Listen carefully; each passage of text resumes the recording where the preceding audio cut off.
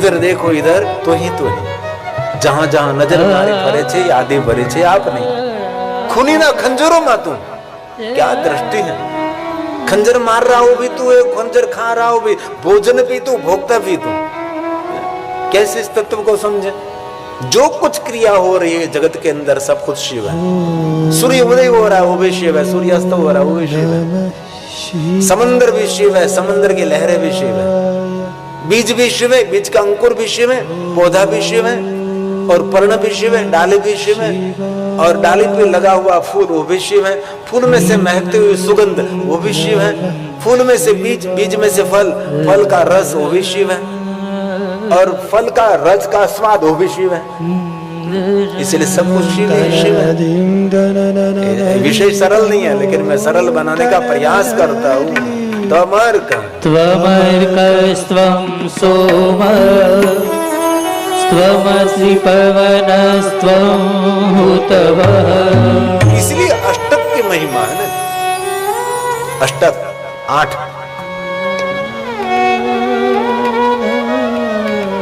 लिंगाष्टक, बिल्वाष्टक, शिवाष्टक, रुद्राष्टक है ना। 8 पंक्ति क्यों? क्योंकि भगवान शिव की प्रधान मूर्ति 8 है ना, अष्टमूर्ति है। इसलिए आप सूर्य को देख रहे हैं तो आप सूर्य को नहीं देख रहे, आप स्वयं शिव को देख रहे हैं। आकाश में चंद्रमा को देख रहे हैं तो आप चंद्रमा को नहीं देख रहे, स्वयं शिव को देख रहे हैं।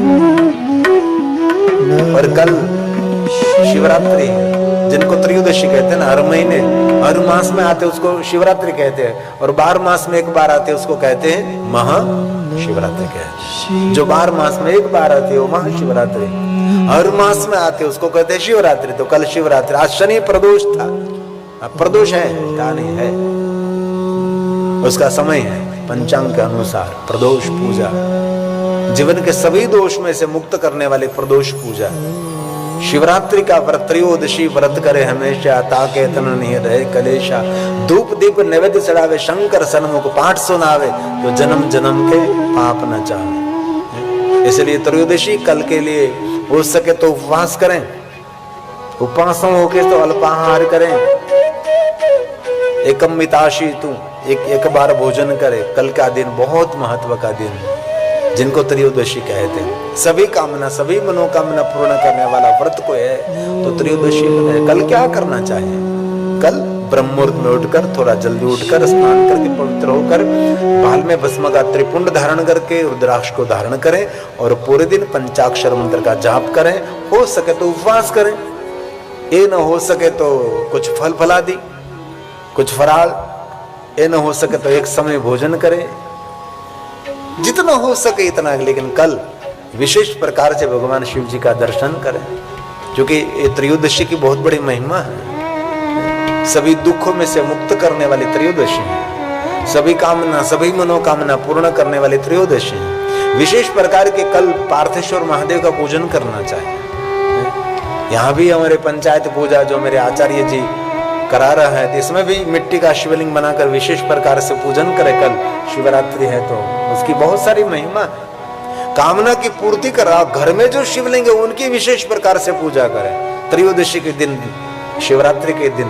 इसलिए कल महादेव के भक्तों के लिए तो सही, लेकिन जीव मात्र के लिए, सबके लिए कल का दिन सुख देने वाला दिन है। हर महीने में आती है जिनको शिवरात्रि कहते हैं। ऐसे मिट्टी में से शिवलिंग निर्माण करके भगवान का आह्वान करते हैं और भगवान का पूजन करते हैं। पूजन करने के बाद भगवान की आरती करते हैं, प्रणाम करते हैं, स्तुति प्रार्थना करते हुए ये शिवलिंग का विसर्जन हम जल में करते हैं, अथवा तो ऐसे स्थान पर जहाँ ये मिट्टी अपमानित न हो।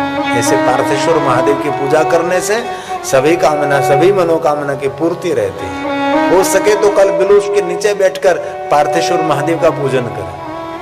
ये न हो सके तो बिलुष के नीचे बैठकर पंचाक्षर मंत्र का जाप करें, और ये न हो सके तो बिलुष के नीचे बैठकर पंचाक्षर स्तोत्र का पाठ करें।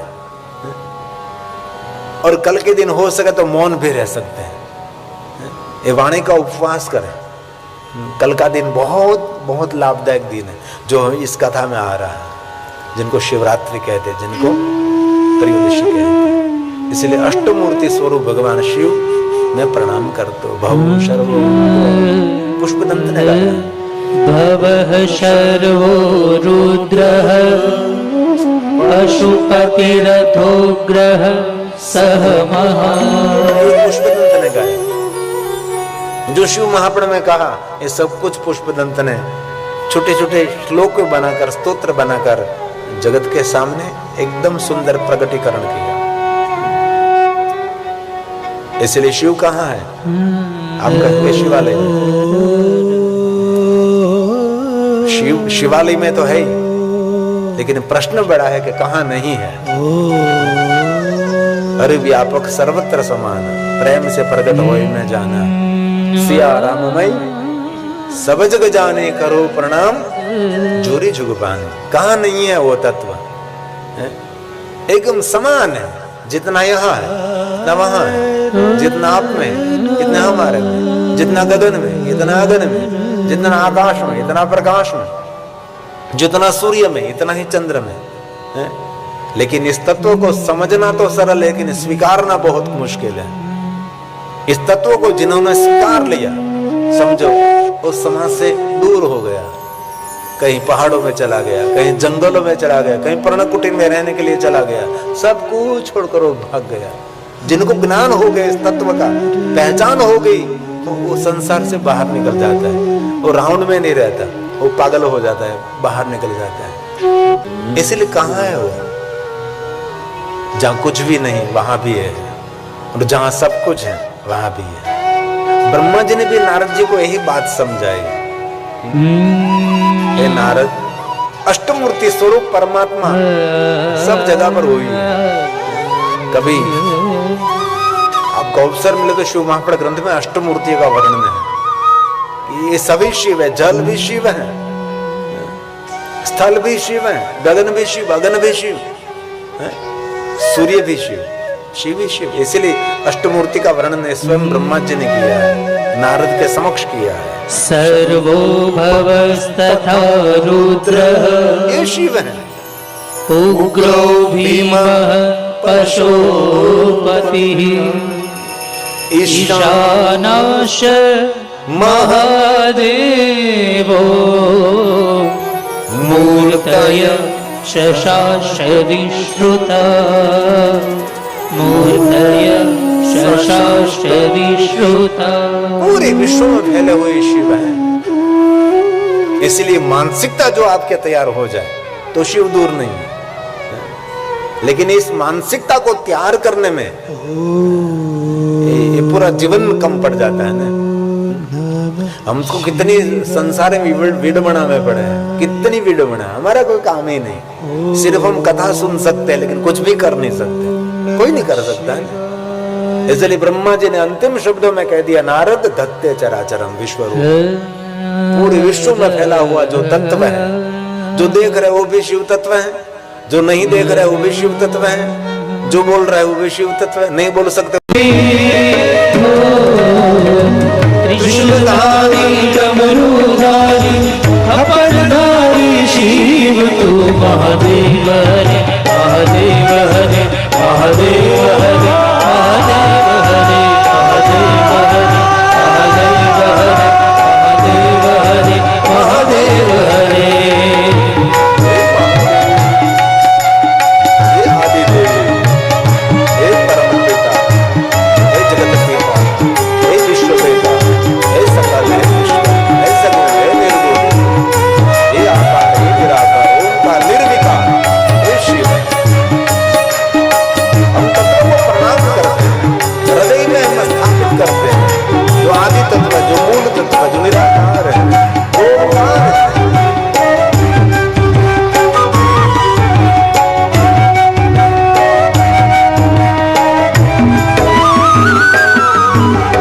ओंकार अविनाशी तू है, और ब्रह्म परमेश्वर तू है।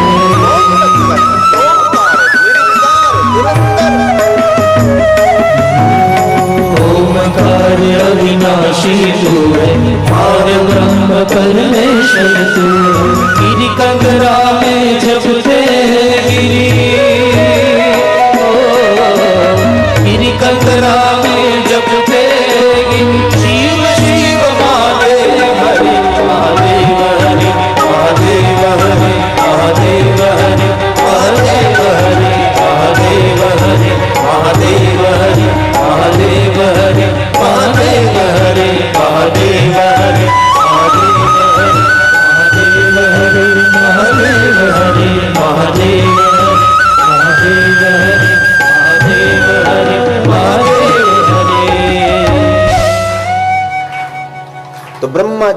नारद के समक्ष इस परम तत्व की विस्तृत व्याख्या की है, जो रामचरितमानस में तुलसी ने भी कहा है कि कौन है, कहाँ है, नेति नेति जेहि वेद। अंधे तो यही बात है, न इति, जिनका कोई अंत नहीं है उसको कहते हैं न इति। गुप्त ज्ञान गति न पहुंचे बानी की क्या गुंजाइश है। नेति नेति वेद पुकारे, नेति की अजब निशान है। नहीं मिलती है कोई बात वेदांत में, लेकिन क्या कहा, जो समझे वह पहचाने, बात कही नहीं जाती। मैं आपको समझाने का प्रयास करता हूं, लेकिन ये पूर्ण तो नहीं समझा सकता, क्योंकि जो समझे वही पहचाने। दूसरे व्यक्ति को नहीं समझा सकते इस तत्व के बारे में, जो समझे वह पहचाने। इसलिए स्वीकार का विषय है, ये अनुभव का विषय है। और शास्त्र पुराण पढ़कर ईश्वर को देखने का प्रयास, मतलब नैप में हिमालय देखने का प्रयास। अनुभूति तो हिमालय की कब होगी, जब हिमालय पहाड़ में आप पहुंचोगे। आप गंगोत्री, यमुनोत्री, बद्री, केदार की यात्रा करोगे, पंच केदार पहुंचोगे, तब आपको मालूम होगा कि हिमालय क्या है ना। इसलिए ये उसको सुनकर कथा वार्ता श्रवण करते करते इस तत्व को जानने का प्रयास, मतलब नैप में हिमालय पहाड़ को देखना। क्या कहा, जो समझे वही पहचाने, बात कहे नहीं जाती। गूंगा गुड़ का स्वाद कहे क्या, समझ समझ मुस्कुराए। कोई गूंगा व्यक्ति ने गुड़ खा लिया तो वर्णन कर सकता है नहीं, क्योंकि उनके पास जीवा नहीं है। तो जिनको ये अनुभव हो गया, जो समझे वह पहचाने। और दूसरों को समझाने के लिए उनके पास कोई शब्द नहीं। लेकिन एक बात याद रखना, इतना विराट विश्व है, तो विश्व का सर्जन करने वाला जो है उनको कहते हैं हम शिव तत्व, जिनको रामचरितमानस में कहा नेति नेति न इति। जहां हमारी बुद्धि, वाणी, विचार नहीं पहुंचते उनको कहते हैं शिव तत्व। नेति नेति जेहि वेद निरूपा निज आनंद निरूपादि अनूपा निज आनंद। हमें गावे सागर वो गांजे निरूपादि अनूपा। निरूपाधि, सबसे जुदा, सबसे अलग, उसको कहते तत्व।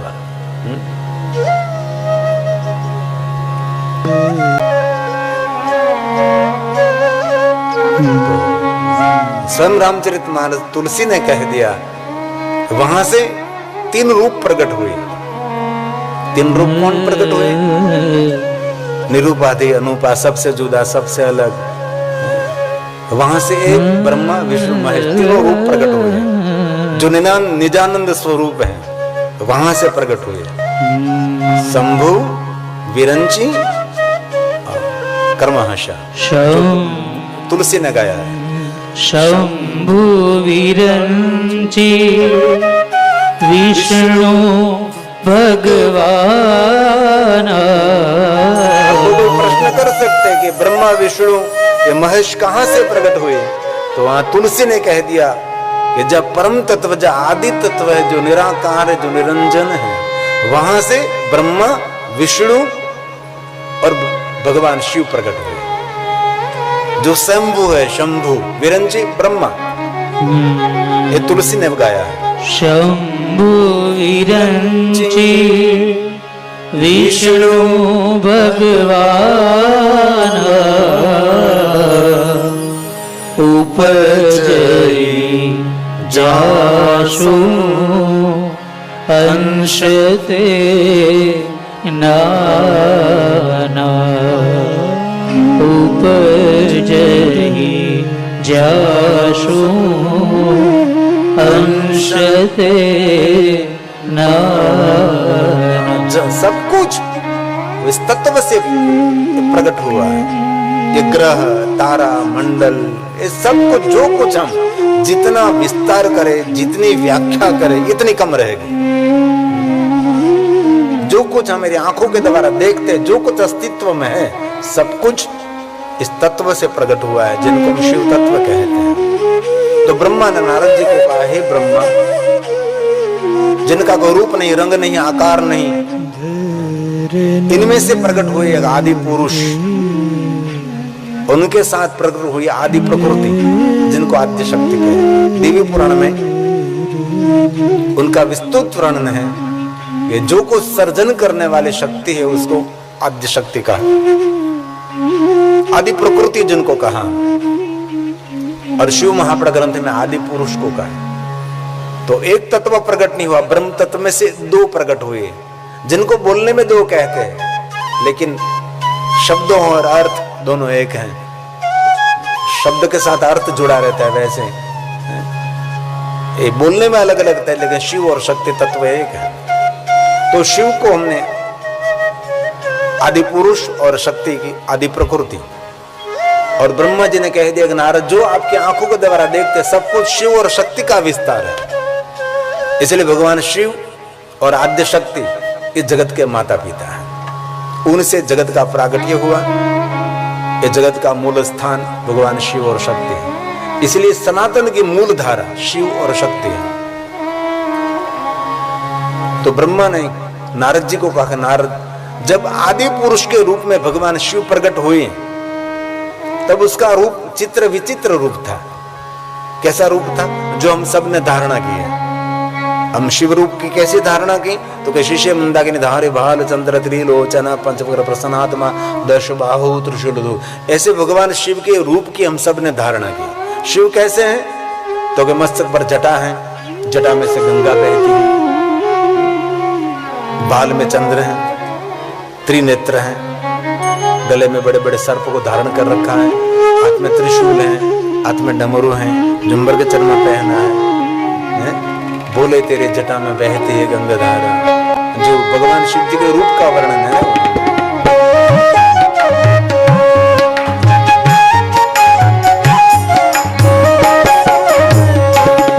बोले तेरी जटा में बहती है गंगा धारा, काली घटा के अंदर जिमदागिनी उजाला। बोले तेरी जटा में, बोले तेरी जटा में।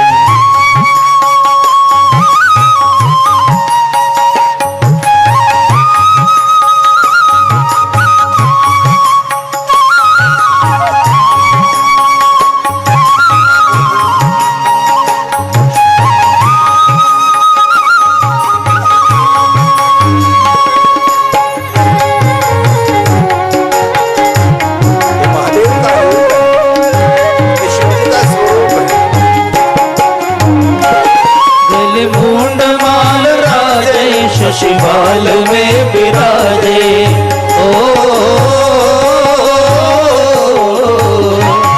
गल मुंड माल राजे, शिवाल में विराजे, शिवाल में विराजे। डमरू निनाद बाजे, डमरू निनाद बाजे, कर में त्रिशूल धारा। बोले तेरी जटा में बहती है गंगा धारा, काली घटा के अंदर जिमदामिनी उजाला। बोले तेरी जटा में, बोले तेरी जटा में।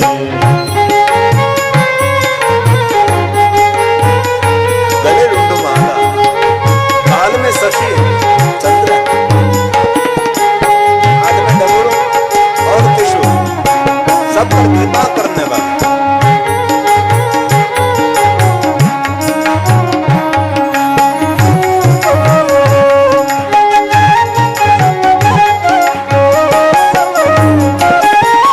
तीन तेज राशि कटिबंध नाग फांसी, कटिबंध नाग फांसी।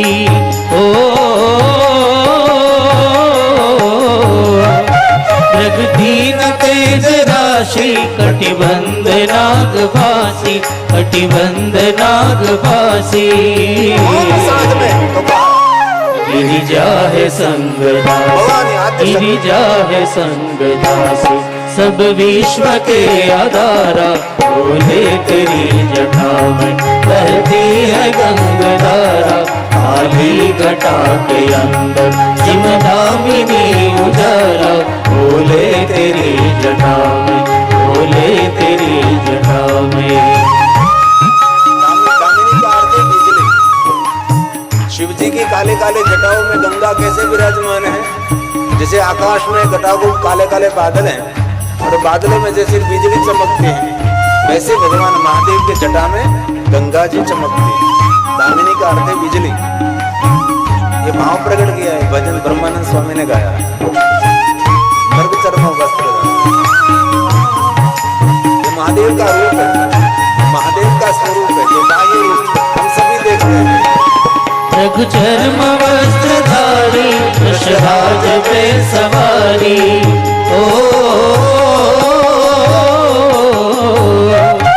रघु चर्म वस्त्रधारी वृषराज पे सवारी, वृषराज पे सवारी, हम क्या करते हैं?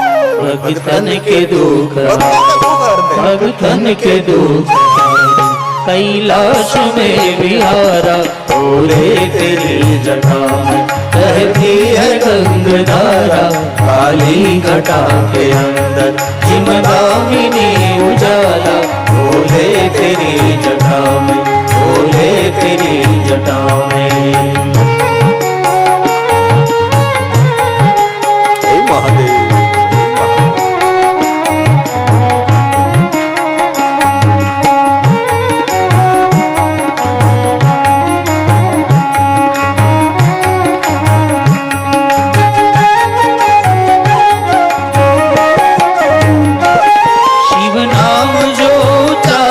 सब पाप दोष हारे,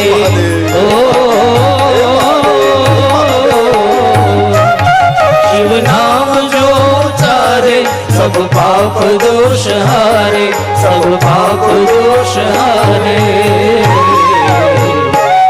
ब्रह्मानंद ना विचार, ब्रह्मानंद ना विचार, भव सिंधु पार तारा, बोले तेरी जटा में बहती है गंगधारा, काली घटा के अंदर जिमदामिनी उजाला, बोले तेरी जटा में, बोले तेरी जटा में, बोले तेरी जटा में। ये महादेव की रूप की व्याख्या, जो भगवान शिव जी के रूप की हम सब ने कल्पना की। ब्रह्मा ने कहा ये कल्पना है, शिव जी को हमने किस रूप में देखा है? हम शिव का नाम लेते ही हमारे मानस पट पर भगवान शिव जी का चित्र एक अंकित हो जाता है कि कैसे शिव है। तो कुछ मर्ग चर्मांग पर भस्म है, बड़े बड़े सर्प पहने, त्रिशूल, डमरू, बाल में नेत्र, बाल चंद्र, जटा गंगा, ये भगवान शिव जी बस।